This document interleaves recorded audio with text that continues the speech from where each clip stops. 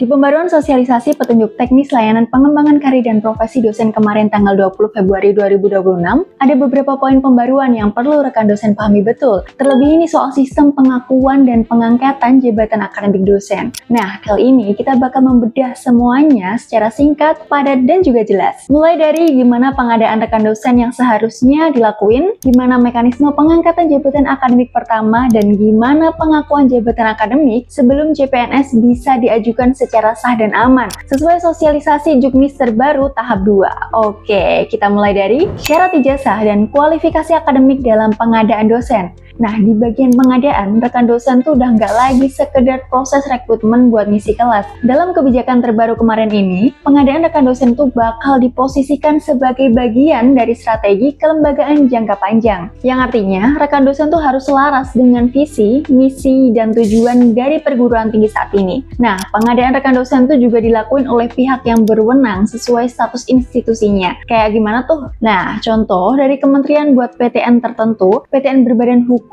dan juga badan penyelenggara PTS sesuai kewenangannya. Jadi, penting buat dipahami lagi kalau semua pengadaan itu harus berbasis perencanaan kebutuhan rekan dosen sendiri. Artinya apa? Ya nggak boleh lagi ada pengangkatan dosen yang sifatnya aja dadakan. Cuma gara-gara butuh pengajar semester ini, negara pengen memastikan kalau setiap rekan dosen yang direkrut itu emang dibutuhin secara akademik dan juga strategis. Dari sisi kualifikasinya akademik aja, buat syarat ijazah itu sekarang ditekesin berdasarkan jenjang program studi yang bakal diampuni. Contohnya gini, program diploma dan sarjana wajib punya ijazah magister atau magister terapan. Lalu ada program magister dan doktor wajib punya ijazah doktor atau doktor terapan. Program profesi dan spesialis wajib punya ijazah atau sertifikat profesi atau spesialis dan atau magister terapan atau profesi. Ditambah pengalaman kerja minimal 2 tahun di bidang keahliannya. Program subspesialis wajib punya ijazah atau sertifikat subspesialis dan atau doktor terapan. Ditambah pengalaman kerjanya aja minimal 5 tahun di bidang keahlian yang rekan dosen kepunyai. Penegasan peraturan ini penting ya, karena ya sejak awal tuh negara pengen memastikan kalau jabatan akademik rekan dosen itu dibangun di atas fondasi kualifikasi yang bisa dibilang tepat, bukan cuma gara-gara kebutuhan sesaat. Ngomong-ngomong soal karir dosen, ternyata yang bikin capek itu bukan ngajarnya, ya nggak rekan dosen,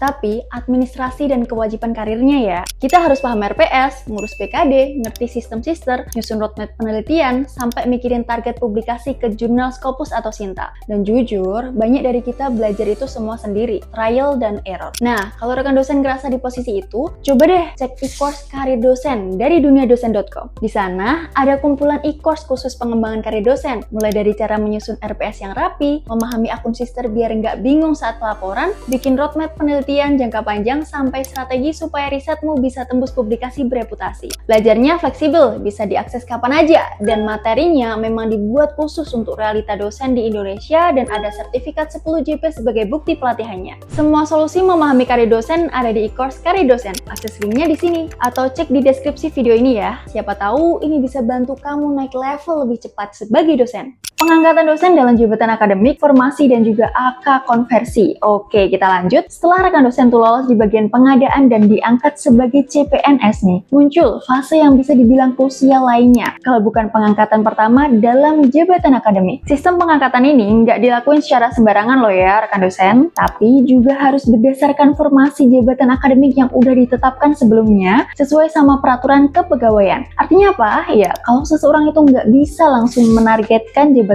tertentu tanpa melihat ketersediaan formasi. Dalam pengangkatan pertama ini aja, berlaku sistem angka kredit atau AK konversi. Nah, bisa dibilang nih mode cicilan dari sebelum-sebelumnya yang udah rekan dosen tuh kumpulkan dari beberapa jenis kegiatan, dan ini sudah kita bahas di konten sebelumnya. Bisa dicek langsung aja nih di pojok kanan atas video ini. Ini juga dihitung dari kinerja CPNS selama masa percobaan. Biar nggak ngawang atau bingung, kita coba lihat teknisnya dan bisa rekan dosen perhatikan. Setiap jenjang jabatan akademik itu punya koefisien AK tahunan. Hah, gimana tuh? Nah, ini nih.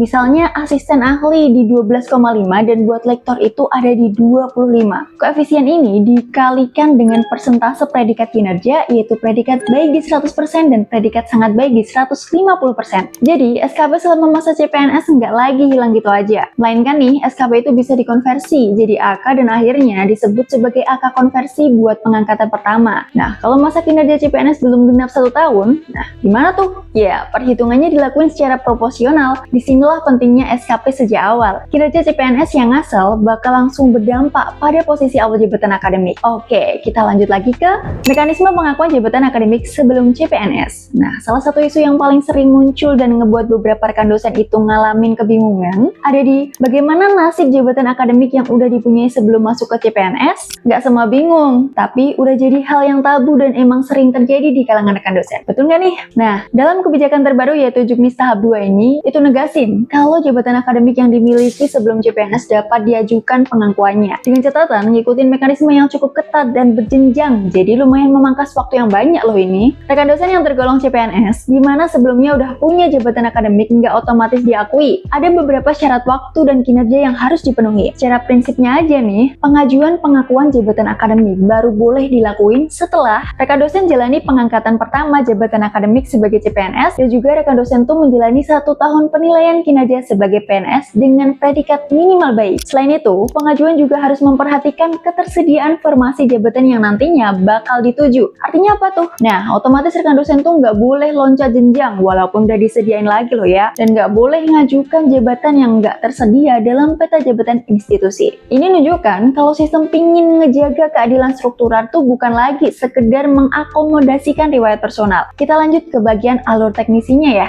rekan dosen. Alur teknis pengakuan jabatan akademik sebelum CPNS. Nah, biar nggak kejadian lagi soal salah langkah, kita coba breakdown pelan-pelan nih alur teknis pengajuan jabatan akademik sebelum ke CPNS dan perlu dipahami secara runtut. Daripada kelamaan, berikut alurnya. Dosen CPNS memiliki jabatan akademik sebelum CPNS dan pingin jabatan tersebut diakui. Lalu ada perguruan tinggi, ini bagian menyampaikan usulan pengakuan jabatan akademik ke unit kerja yang membidangi SDM di Kemendikti-Saintek atau kementerian atau lembaga KL terkait. Dokumen yang wajib terlampirkan itu ada surat pengantar dari pimpinan perguruan tinggi, SK jabatan akademik yang punya sebelum CPNS, SK pengangkatan pertama jabatan akademik dari CPNS jadi PNS. Lalu ada surat pernyataan ketersediaan formasi jabatan yang dituju, dilengkapi peta jabatan, dan ada dokumen hasil penelitian kinerja selama 1 tahun sebagai PNS dengan predikat minimal baik. Unit SDM Kemendikti-Saintek atau KL meminta pertimbangan teknis kepada Direktorat Sumber Daya. Lalu ada persetujuan dan penetapan. Setelah pertimbangan teknis disetujui, unit SDM bakal memproses SK pengakuan jabatan akademik. Setiap tahapan memang sifatnya itu administratif sekaligus substansif loh ya. Kesalahan kecil ini dalam dokumen atau waktu pengajuan bisa berakibat penolakan atau penundaan yang panjang. Jadi gitu ya rekan dosen, untuk breakdown sosialisasi Juknis terbaru tahap 2 ini ditetapkan. Pengadaan, pengangkatan, dan pengakuan jabatan akademik udah bukan lagi sekedar urusan SK dan angka kredit. Justru jadi fondasi struktural karir rekan dosen yang dampaknya aja bakal kerasa belasan tahun ke depannya. Emang kerasa lebih ketat, lebih tertib, dan juga lebih birokratis. Tapi di sisi lainnya, justru ini yang ngasih kepastian soal siapa dosen direkrut, gimana dia ditetapkan, dan gimana riwayat akademiknya itu diakui secara adil. Kalau video ini bermanfaat, jangan lupa klik subscribe dan share ke rekan dosen lainnya.